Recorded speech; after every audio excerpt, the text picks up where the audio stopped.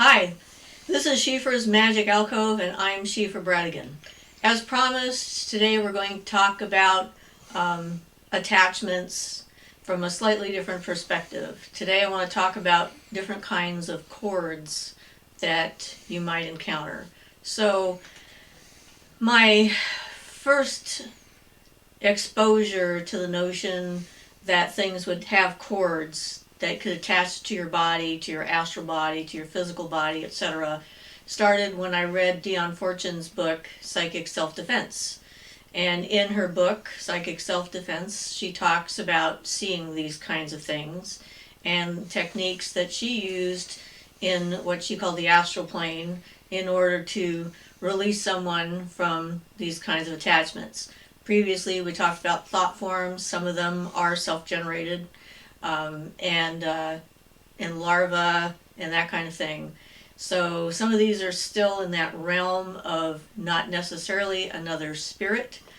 Some of them are living people who do this to others and so forth. So I'm going to go through a series of experiences that I've had personally to give you my background in it, so you have an idea of the types of things you can find. So considering the fact that she said to do this in the astral realm, and I prefer to work in the mental plane, I focus on the idea of going to see a person in that state and experiencing them and what's happening to them without having to feel the connection directly. So basically, this is the technique. When you have magical tools, like your wand, your athame, and any other tools you might have, you have a version of them in the astral and in the mental planes. So you create them on the other levels of energetic interactions that we have. And this, in the beginning, was just strictly on the mental plane that I would do the technique. So you go to visit somebody who has an attachment of some kind, and when you get to where they are, you can see in your mental mind, in the mental plane, that there's a cord usually attached somewhere around the abdominal area. So far, that's where most of them have been, is down in here. Sometimes lower down, sometimes a little higher up, and I've seen them black, and I've seen them an icky colored green coming out of this area. And the idea is that whatever is attaching to the person, there's a strong psychic connection between them and the attachment. So you need to break the attachment. And I don't really recommend using this technique unless you're feeling confident in it. So what you do, what you do in the mental plane is, when you are approaching someone on the mental plane and you see a cord coming out of them, it's a good idea to look and see what's at the other end of the cord, because this can give you some information that can prove useful to them and to yourself later.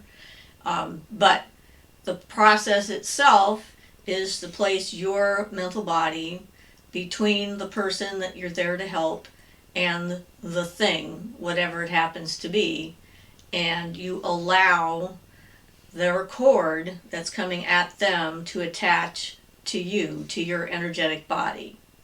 And the reason why this can be a difficult or dangerous process is if what is attached to them can find a house in your mind, like in your own subconscious, then you can end up with an attachment of your own. So do this with caution.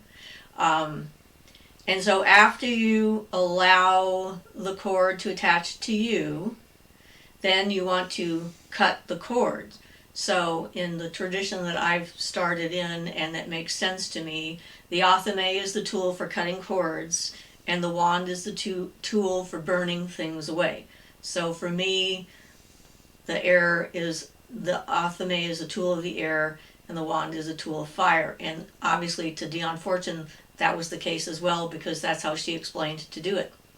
So you use first your athame. You imagine that you have your tool that you have been using for a while, that you've charged up, and you put it into your hand, into your mental hand, and then you use that tool and you visually cut away the cord between you and whatever that thing is, because now it's attached to you instead of the other person. Then after you have decisively cut that cord, then you take your astral or mental wand and you put that into your stomach and imagine a fire coming out of it and burning away any residual stuff that is left over. Now, ideally, whatever it is you're dealing with for someone else, you don't have a part in your own subconscious that it corresponds to. So that's your ideal situation. And if you do this technique, you also want to make sure not to talk about what happened for about 3 days. And I did that once and found out I had to redo the cord cutting and the burning, because talking about it too soon kind of brings the whole thing back, especially since I was doing it on the mental plane. So there's my idea and my thoughts, and talking about what happened sort of reinvigorated the whole thing, and then I had to go through the process of getting rid of it again. So that is basically the technique. So here's how this went for me. The first time I actually used this technique was on a young woman that I had met, the daughter of a friend of mine, in when I was living up north in northern British Columbia, and she was in Kelowna, British Columbia, down in the Okanagan Valley. And she had developed several symptoms. First, she started doing automatic writing in her sleep. They started having activity in the house, like lights turning on, TV turning itself on. I was actually there when that happened, when I was visiting her, where it was in the middle of the night and everything is quiet, and all of a sudden the TV turned on full blast, and I heard the woman, the mother, walk across the room and into the other room to turn it off, and then she came downstairs to ask if we had heard that. They had radios turning themselves on and off, and you always look for like normal explanations, but there were so many of these things happening, it seemed pretty clear that it wasn't like a random RF signal coming through the house and someone else's. I don't think we actually had remote controls at the time, so this probably had nothing to do with that kind of thing. But nowadays it might, so you look into that. So anyway, she asked me, she wrote me a letter, the mother did, and told me that things were getting strange with her daughter. Not only had she been diagnosed with an ulcer at this point, but the conversations that she was writing down was supposedly from her mother from a past life, and the conversations were turning around to, I want you to join me, and the only way for her to join her would be to die.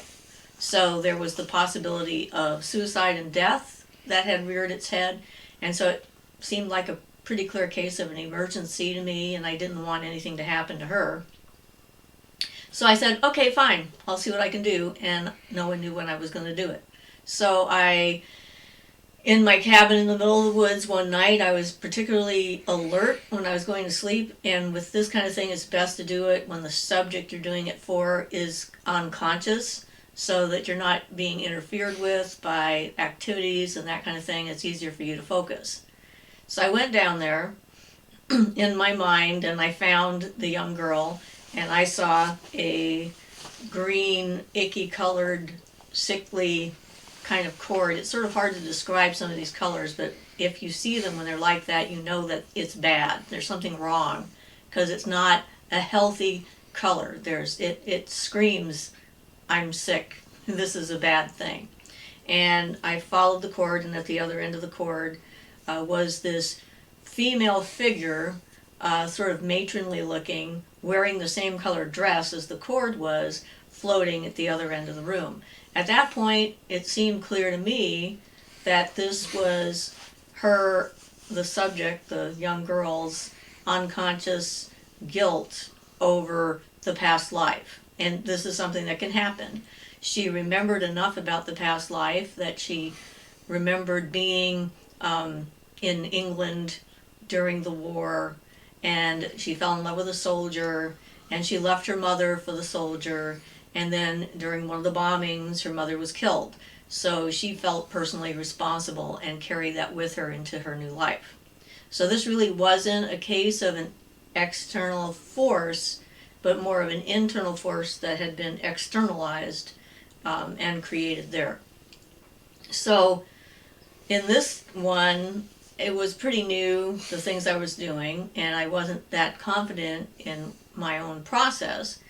And so when I started to go in between the cord thing and let it attach to me and started that process of cutting the cord, when I cut the cord, it was like the figure on the other end was spinning around like a balloon that's just been let loose, and it's just going around like crazy. And suddenly I had a manifestation appear of Doctor Strange from the comic books, which was sort of odd. But I'm in the mental plane, right? So anything can happen in the mental plane. And Doctor Strange appeared at the foot of her bed and put up a shield to keep the thing from coming back at me. So it sort of just spun out on the other side. And then he and I, for want of a better term, went to the side of the young woman, and I thought, well, Doctor Strange, not only is he sorcerer supreme and a magician of great power and stuff like that in the comic books, but he's also a doctor, so that seemed perfect. So he, as it were, actually opened up her stomach and found the rest of the green goo that was inside of her stomach area, and he pulled it out and threw it away, and then put in some light inside of it and sealed her up, and then we were done. And I went back to my body and went to sleep and thought, boy, that was just a very strange thing I just saw, not knowing for sure if it had any kind of an effect. So then I hear from the mother, and she tells me that the night that I did this, her daughter had an out-of-body experience herself and was taken out of her body by her grandparents who were passed and kept away from everything that was happening. And when she woke up in the morning, she came downstairs for breakfast and just started to eat whatever she wanted. And her mother was like, "What are you doing? Because you have an ulcer." And she's like, "No, I don't. I don't have an ulcer. It's gone." And she knew it was gone. And it was gone. She didn't have any problems with digestion or anything else. So I was pretty jazzed, as you can imagine. It's like, wow, this is amazing. This I did in my imagination 800 miles away, and it had an actual physical effect on someone else who didn't know I was doing it right then. So I left that part, the expectation, out of the equation. And so that was just incredible that I was able to help her. Later on, when I told the mother what I did, she freaked out completely, would never speak to me again, and decided to start following Jerry Falwell. And I think this is not an uncommon reaction from people who ask witches for help, and then when the help works, they freak out because, they want it to work. They think they want it to work, and then when it does work, it's like, oh my God, these people can actually do stuff that I can't understand. This is too much for me. I can't take it anymore. And then they cut off all contact. I can't even begin to say how many times that's happened to me. So I now come to expect it, and I am not as open about exactly what I did. She was a good friend for many, many years, and I am a naive and trusting and open individual. And so I just told her exactly what happened because I thought it was pretty weird and interesting in its own right. So that's an example of it working. During the same time period, actually, I had an encounter with another experience of cords that I wasn't there to fix. I just happened to be there when it happened. And when your ability to see things on the other planes opens up, there are moments in time when you are potentially at risk, and then your gifts will just pop out. And I, again, like I said, naive and trusting, I saw this ad for what I thought was a science-based meeting about nuclear energy. and where it's headed for the future. And I love to learn new stuff, and I like science, and so I went. Yeah, we didn't have the internet really either back then, so there was no way to look these people up to find out more information. Now you could search and research this kind of stuff and end up not going, hopefully, to what I went to. But it was definitely an eye-opening experience, to say the least. So I arrive at this event, and I'm short, and I like to sit up front so I don't have people in my way. So I sat right in the front row, and I'm just sitting there. I had two friends with me, one on either side, two guys, who apparently didn't see anything at all. Only I saw this stuff. And I'm sitting there, and the meeting is going to get started, and the first thing that happens is these three people get up onto the stage. There's two women and a man, I think, or two men and a woman, I don't remember.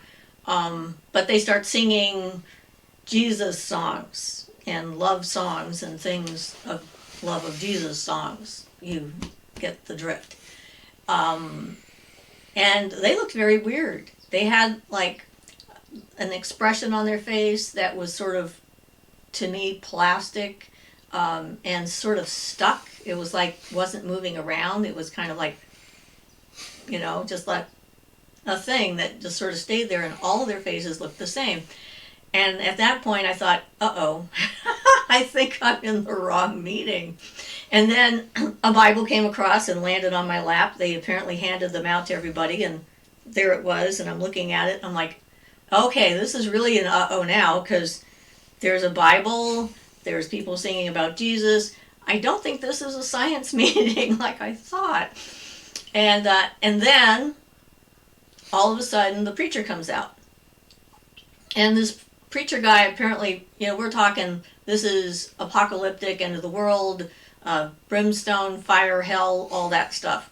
And he's out there and he's yelling at people, and I'm looking at him, and I see this sort of oily black kind of cord come out of his abdominal area, and sort of like an octopus. It's got like arms to it. There's like a bunch of them.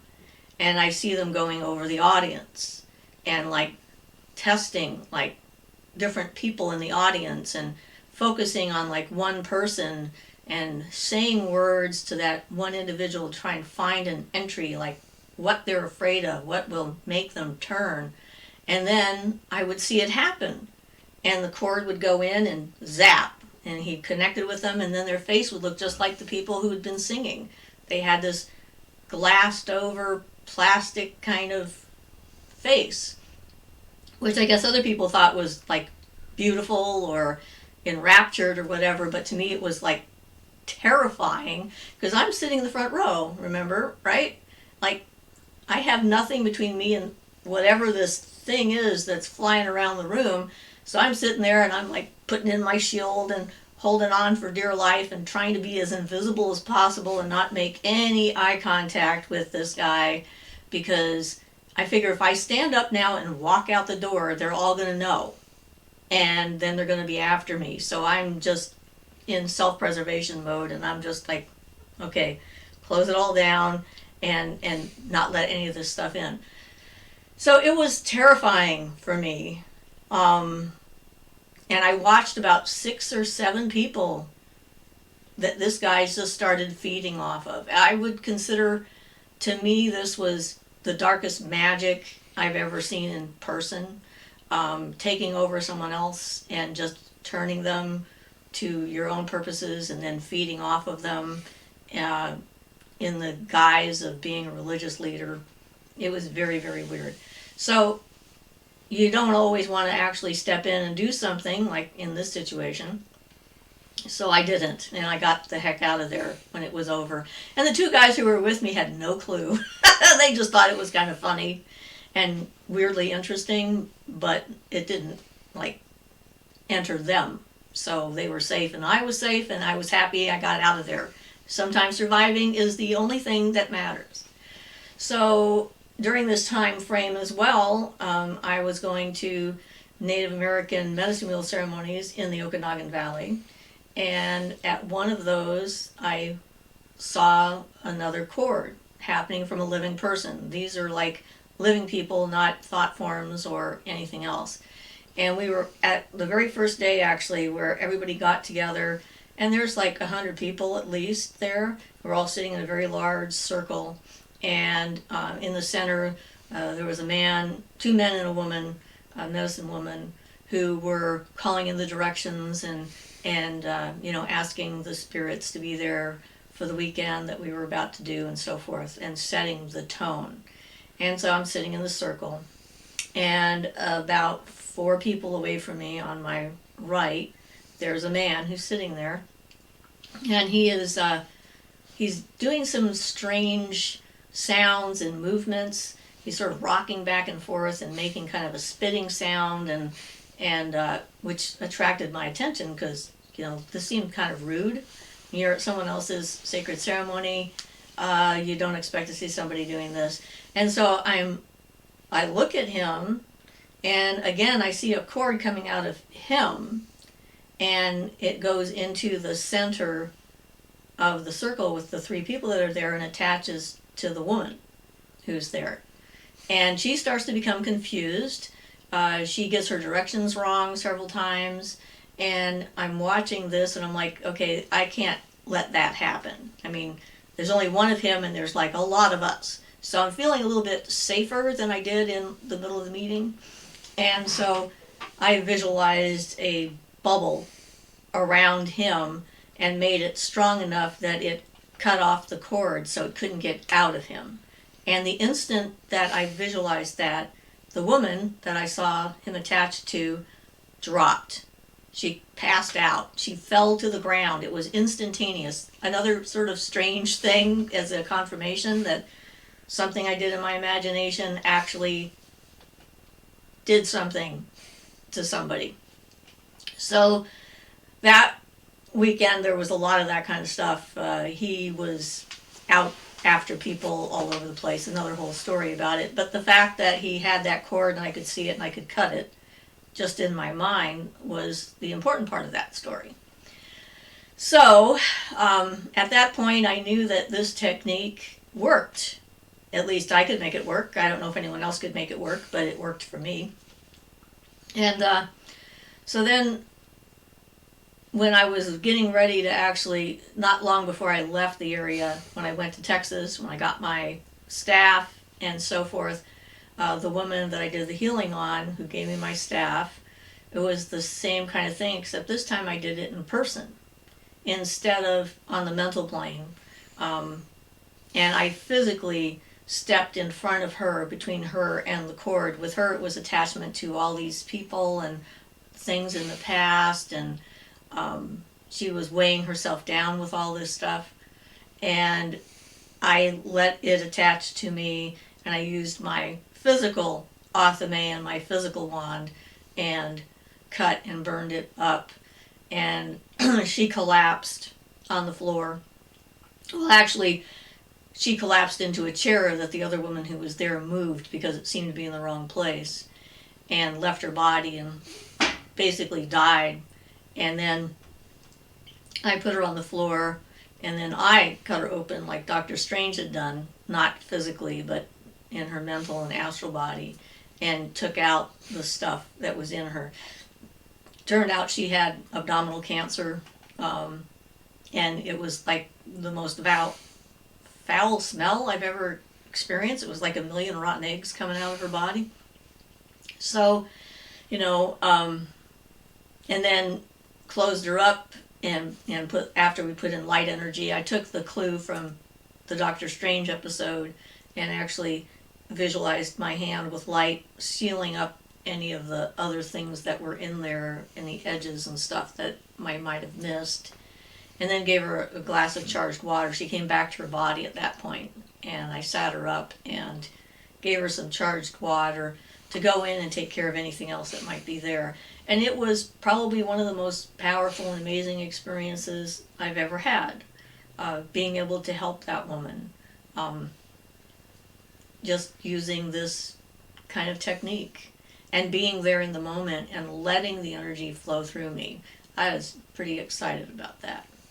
So since then, I've done a few others. there was there was a woman who thought she was being attacked by a psychic vampire, and usually that's not the case, but I try to reserve my what I think is going on until I actually check it out. So I did. She was in another state, so I went there in the mental plane one night, and I found her, and I could see the cord coming out of her, and her guardian angel was hiding in the corner like in a little ball, just sort of like, ah. So I took that as a sign that I should be extra careful, because whatever it was going on, there was definitely something happening there. And so I put up a shield that I have, that's sort of like a cube inside of a sphere, and that way I can interact with the environment just through where the points touch the circle, the sphere, and it keeps me relatively safe. And so then I looked at the cord that was coming out of her, and it was going off into the distance. And I thought about just doing what I usually do, like cutting the cord and clearing the client, but I decided I should follow the cord and see what was actually going on. So I followed the cord, and I found a woman that I didn't know, and she had 3 of these cords coming out of her going in different directions. And it was pretty clear she was feeding off of these several different people. So I looked at her in the mental plane to see why this was happening, and determined that she had probably been seriously abused as a child and had not developed the normal connections to the earth that we all need to have to be able to get energy freely. I mean, there's energy in the planet, there's energy in the air, in our atmosphere, it's all around us. But if you are raised in an environment that's extremely abusive, then you can create different tactics, survival mechanisms in order to keep yourself going. And apparently her survival tactic had been to make these cords and to feed off other people's energy to keep herself alive. So I looked at that and I thought, okay, so it's not like she was consciously doing it, trying to harm other people or anything like that. And so that sort of changed the way I looked at what was happening to her, and saw her as yet another victim of whatever this was. And so what I did, I figured this way I could protect the other 2 people besides the one that had brought me into it. So I surrounded her with an energetic shield like I did the guy at the medicine wheel, and cut off all of the cords. And then I created a grounding cord to the planet to feed her from. And I made sure that it was strong enough that it would keep on going for several months at least, and hopefully give her the opportunity that she needed to be able to connect the right way and get energy from the right place instead of taking it from other people. And of course, the woman I did this for never called me back, so I couldn't tell her what I saw, which was kind of annoying, because I wanted to know, what did she experience, if anything, and to tell her what I found, and that she was right, that she was having a psychic vampire that was sucking her energy and life force out. So that was that.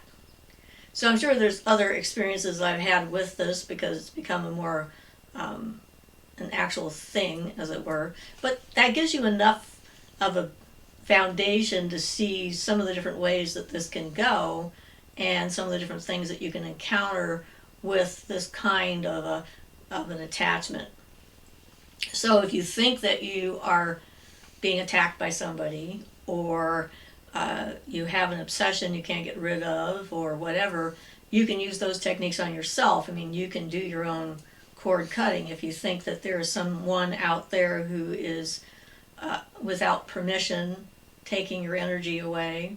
You can use your own athame, and you can cut that cord. You can use your wand and you can burn it up, and then you can do your best not to think about it or about them for at least 3 days, to let the lines of connection sort of shrivel up. Like these things only survive as long as they're being used and fed. It's like that's the key to someone using them. Or for even thought forms or larvae, it's like they have to have a constant renewal. There's got to be a connection there that you're feeding. If you have an attachment from that kind of an attachment.